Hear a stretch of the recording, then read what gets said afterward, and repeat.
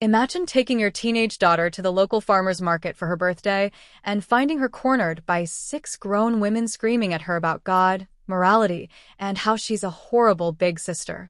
Now, imagine realizing those women were sent by your ex-mother-in-law, who already tried to take custody of your kids. That's exactly what happened to me.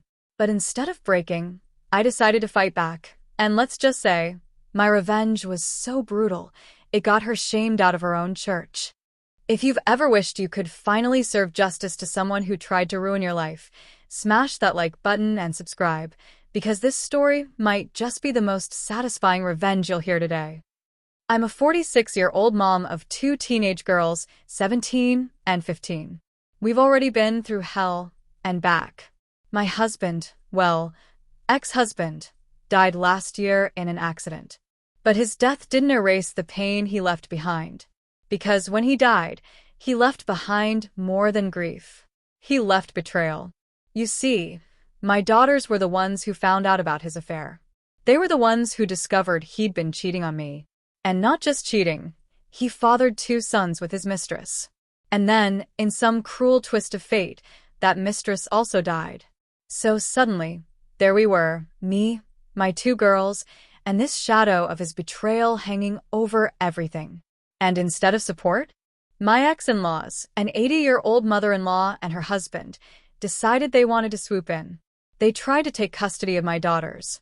Yes, they wanted to legally take my kids away from me. And when that didn't immediately work, they demanded to move in with us. As if I'd let them stomp through my home after everything they'd enabled. The answer to both was a big, fat, never going to happen. Fast forward to my youngest's birthday. She didn't want a big fuss, just some spending money at the weekend farmer's market. Chocolate, sweets, little trinkets, it was supposed to be a happy day. But after an hour of shopping, my phone rang. It was her. Crying. Her voice was trembling. Mom, some women, they won't let me leave. My heart stopped. I grabbed my oldest and ran. And when I got there, I froze. My daughter, my baby, was cornered by 6 older women. They were circling her like vultures, shouting that she was unchristian, that she was a bad granddaughter, that she was selfish for not loving her father's orphan sons. My daughter was sobbing, clutching her little bag of candy. And something in me snapped. I stepped in between them, shaking with fury. My voice was low but sharp. You will not speak to my daughter like this. Ever. One of them sneered back. You should obey your husband's parents. That's what a good Christian wife does. That word, wife, stabbed me like a knife. My husband was dead. Dead because of his own choices. And these women dared to lecture me about obedience? Security eventually came, and we were all asked to leave the market. But as I walked to the car, those women followed me, spitting their judgment like venom. My daughters sat in silence, humiliated. And in that moment, I promised myself, they will regret this. That night, I found out the truth. A friend from the church messaged me, apologizing for what happened. He explained, my ex-mother-in-law had posted a sob story on the church's Facebook page. According to her, I was this cold-hearted widow who refused to care for my orphan sons, left my in-laws penniless, and poisoned my daughters against their grandparents. She even claimed the affair kids weren't the product of cheating, that they were surrogate babies because I couldn't have more children. And apparently I rejected them because they were boys. When I read that, my hands shook with rage. Not only was she lying about me, she was dragging my daughters through the mud. And I knew what I had to do. If my ex-MIL wanted to weaponize the church, then I was going to use their own values against her. And in this church, cheating was the ultimate sin. They might forgive almost anything else, but infidelity? Absolutely not. And lucky for me, I had proof. Since I was mid-divorce when my ex died, I still had every shred of evidence. Photos of him with his mistress, texts proving the affair, messages from his parents supporting it, and worst of all, screenshots of them bullying my daughters, calling them bastards, blaming them for their father's death, telling them they should be grateful for their new half-brothers. 2 days after their father died. So, I spent the next day at a print shop. I didn't just print the evidence. I printed it in glossy, high-quality color. Every damning word. Every disgusting picture. And then I went home and assembled them into neat little binders. Each one looked like a hymn packet the church gave out for Sunday service.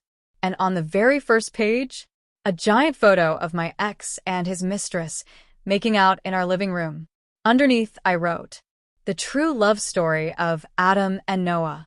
It was beautiful. That Sunday, I walked into church with a smile. I slipped the binders onto the table where hymn books were usually stacked. And then, I left. I didn't need to stay, because I knew what was coming. By Monday, the gossip mill was on fire. People were furious, not just at my ex, but at his parents for enabling it. The comments on Facebook got so bad that the pastor had to step in just to keep it PG-13. And suddenly, those same women who screamed at my daughter? They were nowhere to be found. Letters of apology started arriving in the mail. 1 for me, 2 for my daughters. The same church members who called us unchristian were now begging us to come back, to let them support us. But the best part? My ex-in-laws. The same ones who tried to take my children. Who sent their army of church ladies after us.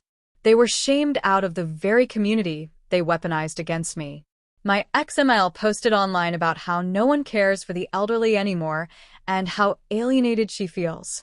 How her son would have taken care of her if he were still alive. Which was laughable, considering I was the breadwinner the entire marriage. The sweet, poetic justice wasn't just that they got exposed. It was that the truth, something they'd hidden for so long, was now public. Their perfect image? Shattered. Their lies? Scorched by their own community. And the best part? I didn't have to scream. I didn't have to fight. All I had to do was hand them their own sins in a nice, leather-bound binder. At the end of the day, revenge isn't always about destroying someone. Sometimes it's about letting the truth breathe. And when people build their lives on lies, the truth itself is enough to burn it all down. So, what do you think? Was this the perfect revenge? Or would you have gone even further? Drop your thoughts in the comments. I'd love to hear your take. And if this story gave you chills, don't forget to smash that like button and subscribe because I've got plenty more stories of karma, justice, and revenge coming your way.